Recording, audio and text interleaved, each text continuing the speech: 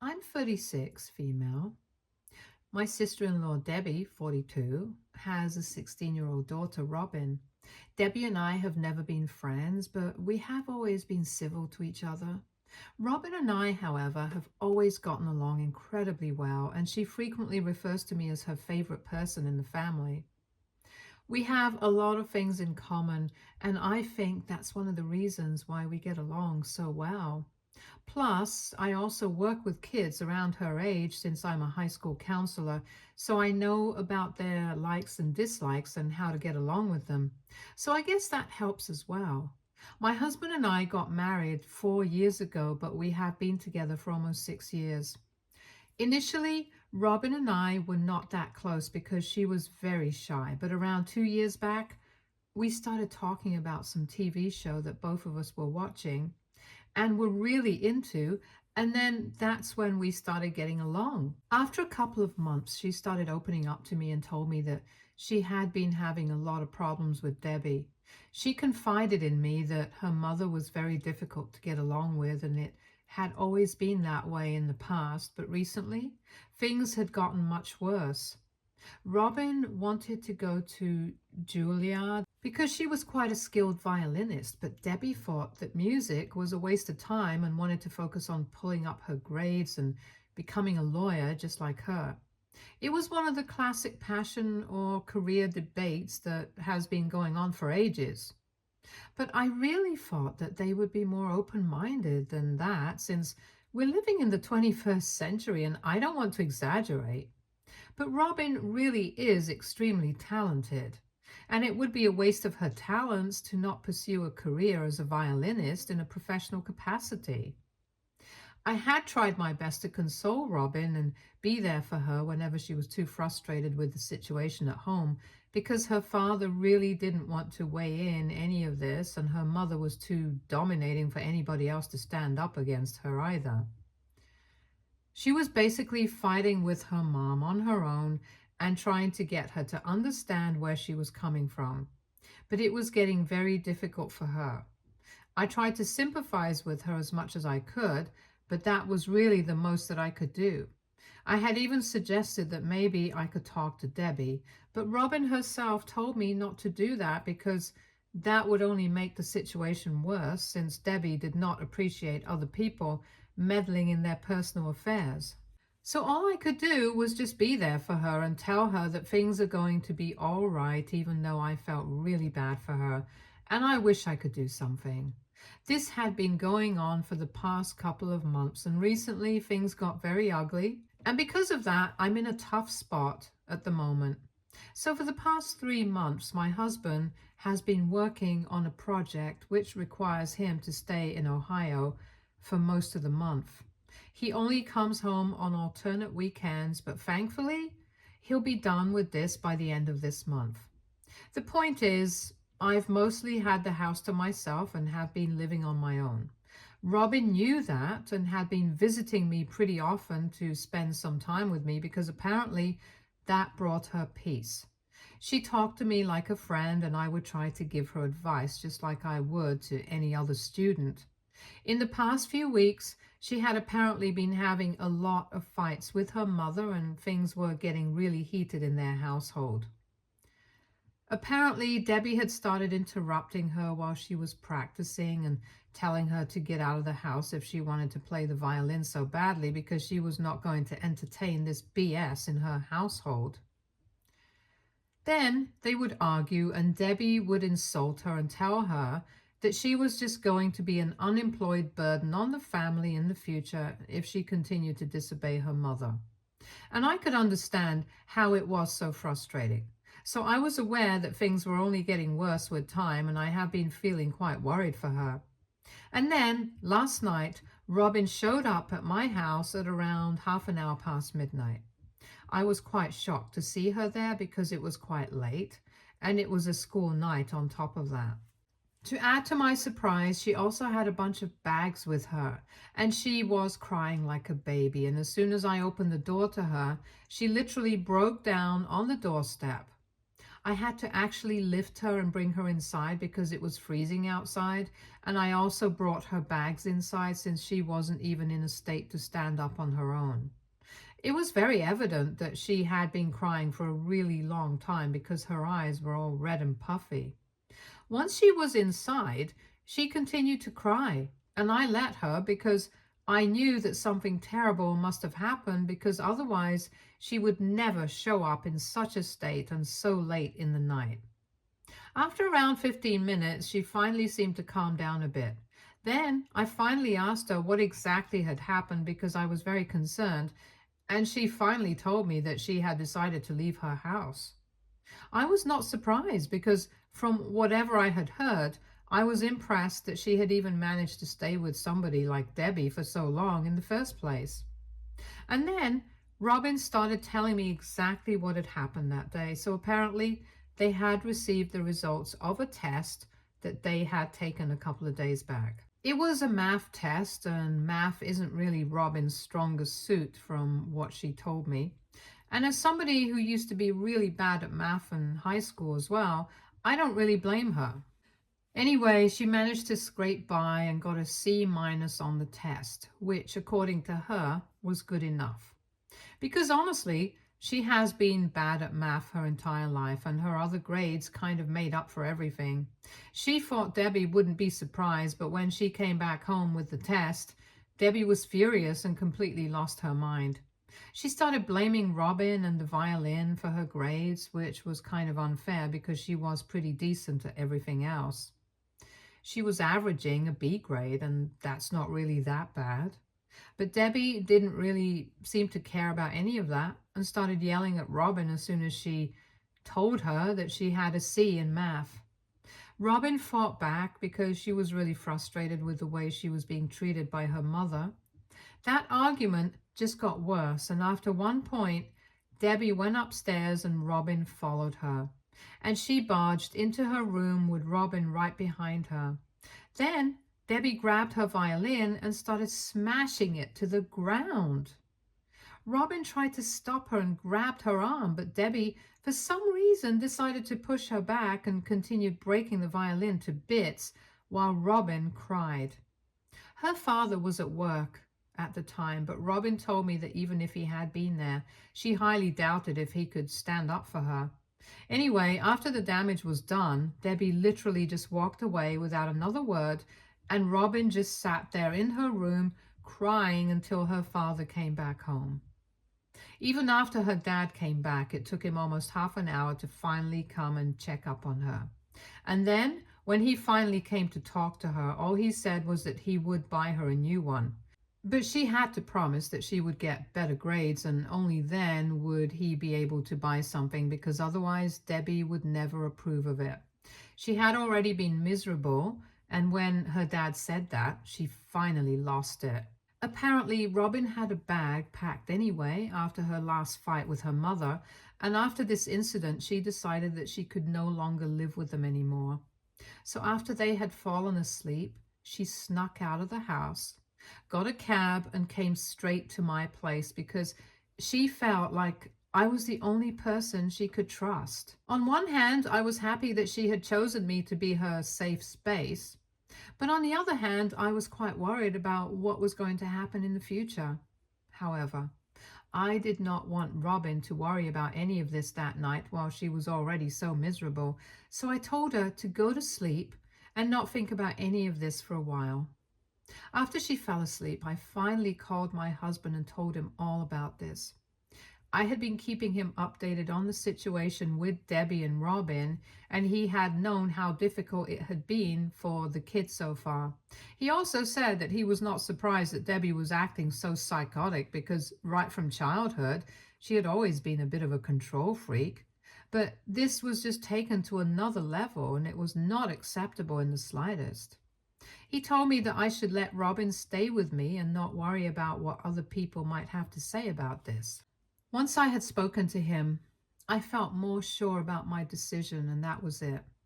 But then this morning, Debbie and her husband showed up at my house really early and demanded that I tell Robin to go home with them. They said that they had spoken to all of their relatives after they had woken up and discovered that Robin was not in her room, and they were aware of the fact that she spent quite a lot of time at my place after school. So they knew that I was helping her hide out here, but now they wanted me to let her go home.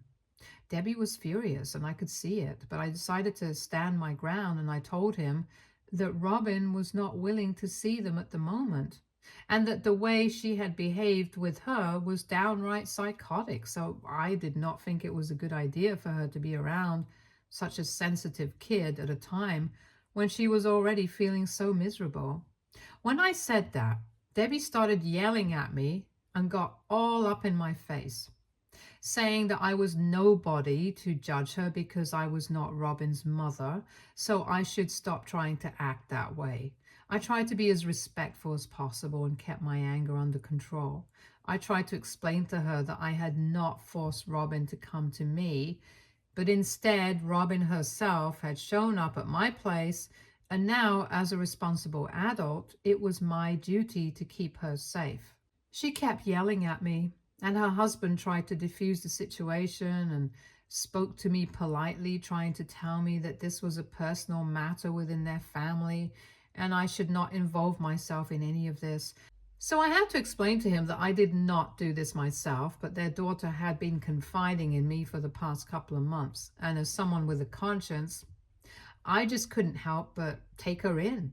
And now she would only go back if and when she felt like it. It wasn't my choice. It was completely up to Robin, and I was going to respect that. I had already told Robin to stay put in the guest room and not come out as soon as I heard the bell ringing furiously, but she still decided to come out when things started getting a little too loud in the living room. I was not expecting that. And as soon as she came out of the room, I told her to go back inside and I would deal with this on my own. But she still stood there. And even though I could see that she was literally shaking like a leaf, she still squared up to Debbie and told her to leave because she did not want to go back home with them. She announced that she wanted to stay here with me and she didn't even want to see them around anymore. I'm not going to lie. At that point, all of us were shocked because, like I said in the beginning, Robin was a very shy kid and generally quiet. This was quite unexpected, but I was glad that she was finally standing up for herself, even though it kind of backfired on me. Because when Robin made that announcement, Debbie turned to me and started accusing me of manipulating and brainwashing her because apparently she thought that I was trying to steal her daughter away from her since I could not have kids of my own. I've got to say, it was a crazy and wild theory to say out loud, since I think pretty much everybody knows that it was my choice to get married late and not have children of my own. Everybody has asked me about it, and I've always made things very clear. I'm not saying that I don't enjoy having Robin here, but I would just not like having to raise a baby of my own. It was as simple as that. And whatever she said, it was just not true. Anyway, after yelling at me for a bit, she decided to leave after she realized that no amount of yelling was going to get her daughter back to her. And then I received a phone call from my mother-in-law a few hours after Debbie left, and she started screaming at me almost immediately. It was quite unprecedented because I had a good relationship with my in-laws. I did not expect them to be so unfeeling. Anyway, I could hear that all three of them were on the phone, including Debbie. My mother-in-law and Debbie screamed at me about how heartless and selfish I was being. They said that my only duty would have been to send Robin back home as soon as she had shown up at my door, and then I should have let her parents deal with this situation. But instead, I was too busy trying to be the savior. And then my father-in-law told me that they were going to give me a couple of days to think things over and send Robin back home. But if I didn't do that, they would have no other choice but to sue me. Now, I know that they don't have a legal leg to stand on and they can't exactly do that. But I just wanted to make sure that I'm doing the right thing. So AITA for not sending my sister-in-law's daughter home after she came to me crying in the middle of the night? Update 1. So after my father-in-law said that they were going to sue me, I was kind of scared and I posted here to ask if I was doing the right thing or not. And the response was pretty overwhelming, so we're sticking together. I also spoke to my husband, and he said that he's going to speak to his family and tell them to back off because right now it's Robin's decision where she wants to stay. And after the way Debbie has treated her daughter, she has no right to make any demands. I haven't told Robin about the phone call because I don't want her to freak out and panic. She's already pretty anxious about everything, and I don't want to make the situation worse for her. Anyway, my husband said that he was going to speak to his parents after work today and tell them that I'm not going to be sending Robin back home. He also said that he's coming back home this weekend, so if there's any trouble with his family, he's going to deal with it in person. He gets off work in a couple of minutes, so I'm just going to wait and see what happens.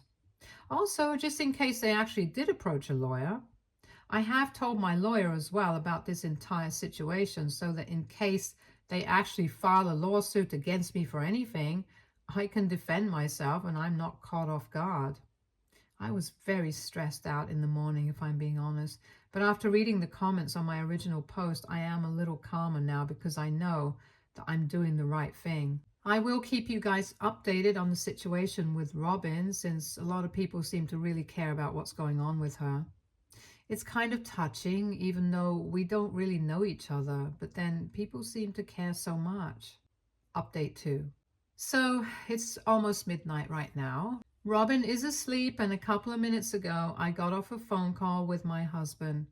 He told me that he had spoken to his parents and told them that they could not file any sort of lawsuit against me, and if they did, he would make sure that we went no contact with them. He explained to them that Debbie had been mistreating Robin, and I knew about it, which is why I had taken her in. If I had ever thought that Robin was in the wrong here, I would have sent her back home and made her clear the air with her mother, but that's not the case here. But they just refused to see things from my point of view and kept saying that this was between Debbie and Robin and I should have just sent her back home instead of encouraging this nonsense. They think that this is Debbie's personal family affair and I have no right to meddle in this, which is so ridiculous. Because once again, I have to remind you guys that the only reason I got dragged into any of this was because Robin came to me since she thought that she could trust me more than anybody else in the family. I think that speaks a lot about their family. My in-laws were pretty bent on whatever they believed, and even told my husband that if he was on my side on this, then they had nothing to talk about anymore since he had made his priorities very clear.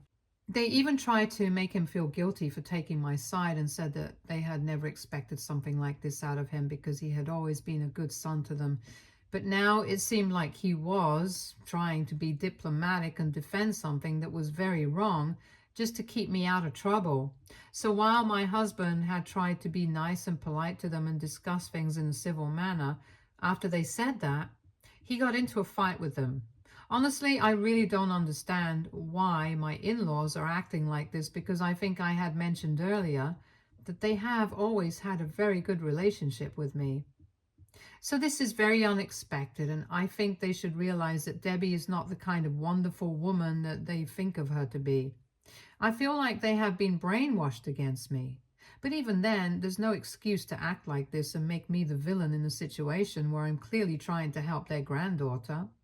Anyway, all things said and done, my husband ended up fighting with his parents over, and after that, he told them that they were free to do whatever they wanted, but he knew that we were doing the right thing, and so he was not scared of anything. So now, if they want to come after me legally, they're free to do that. Update 3. So it was a pretty hectic day today. Yesterday, Robin had decided to skip school, and I had taken a day off from work because we were still trying to process everything that was going on. But today, I had to go to work and she had to go to school. She goes to a different school than the one that I work at, but thankfully, it was on my way, so I dropped her off and then I went on my way. But then I received a phone call in the middle of the day from her school telling me to come and pick her up because apparently something really concerning had happened and they didn't want to discuss this on the phone. They just wanted me to come over as quickly as I could and then take her home. I guess you guys can imagine how scared I was when I received that phone call, and I immediately texted this to my husband, quickly explained the situation to my coworkers, and then left. When I got to her school, she was in the principal's office and was crying really hard again. As soon as she saw me, she hugged me and said that she was going to go back home and she was not going to be a burden on me anymore. I was very confused and I had no idea what to say to that. So I just told her that she was not a burden on me and that we could discuss it when we got home. I just needed to know what had happened. At that moment, I could see that she was hysterical and I wasn't going to get anything sensible out of her. So I sat her back down after comforting her for a while and then spoke with the principal. Apparently, she had a mental breakdown in the middle of class because she had received a bunch of texts from her parents. It led to a full-blown panic attack and she had to be taken to the nurse because of it. So it happened in the middle of her literature class, and they generally had a rule that students were not allowed to check their phone during class, but she had taken out her phone just because it had been buzzing so frequently. Her teacher had told her to turn it off, so that's why she had taken out her phone. But as soon as she opened it and seemed to read something on the screen, she started crying in the middle of class and literally fell to the floor because of how hard she was crying. That was extremely concerning. So her literature teacher had a couple of her friends take her to the nurse's office, and she kept crying all the way here and hasn't stopped since. They didn't even know how to deal with any of this, and they were about to call her parents, but she insisted they call me instead, and that's why I was here. They said that Robin's friends had said that the texts were from her parents, and since school staff were not allowed to check phones and other personal belongings, they had just called me up to directly deal with the issue to take her home, since this was too intense for them to deal with. So I went to Robin and I made her unlock her phone so I could read the text that had caused her to break down like this. And of course, they were from Debbie and her husband. The two of them had added her back to the group and said that they were going to file a lawsuit against me, which explained why Robin had said that she was going to go back home and not be a burden on me anymore. They also said that they were going to make sure that they brought her back home by hook or by crook, and were going to ensure that after this, she never touched a violin or any other musical instrument again. And the two of them had even had the audacity to threaten her by saying that if she spoke up about any of this to anybody, they were going to ruin her life. I was furious when I read those messages, and they were just a bunch of hateful messages where they were calling her names, telling her that she was ungrateful and selfish, and now everybody who was taking her side was going to have to pay the price for it. I could understand how that could cause her to have a mental breakdown because she was already in such a fragile state of mind. Ever since she had left home, this could cause anybody to break down. So I told her that everything was going to be fine and she was not a burden on me. She did not need to worry about any of this, and we were going to have it all sorted out. But she just kept crying, so I helped her get to the car and we drove back home. Once we got home, I told her to get some rest and made her something to eat so that she could calm down a little. Right now, it's evening and she has been sleeping for the past 3 hours, so I'm feeling a bit relieved now. I have spoken to my husband about this, and he has suggested that maybe we could get her legally emancipated from her parents and get a restraining order against them, because clearly Debbie and her husband would not stop at anything to harass her and make her live according to their terms. It was getting really nasty too, because it's not normal for kids her age to break down like this. I'm just hoping that things get better with her mental state for now, and I'm also going to have to start looking for therapists. She really needs the help, I can tell. And my husband is coming back on Friday instead of Saturday just because of Robin. We are both really concerned about her, and I think the sooner that we deal with this, the better it is for her in the long run. Update 4. Hey everyone. It's been a couple of weeks since my last update. So, to fill you guys in, that weekend that my husband came back home, we had a proper discussion about all of this, and we decided that we were going to help Robin get legally emancipated from her parents. When we suggested this to her, we were not sure if she would be open to the idea, but she agreed almost immediately. Apparently, the thing with the violin and the amount of control that Debbie wanted to exercise over her future was just the tip of the iceberg. Debbie was a complete psycho helicopter mother who wanted to control every single aspect of her daughter's life, and Robin was more than glad to get away from her. The kind of verbal abuse that Robin has faced all her life is unimaginable and unforgivable. And to think that she wasn't even able to talk to anybody about this for so long.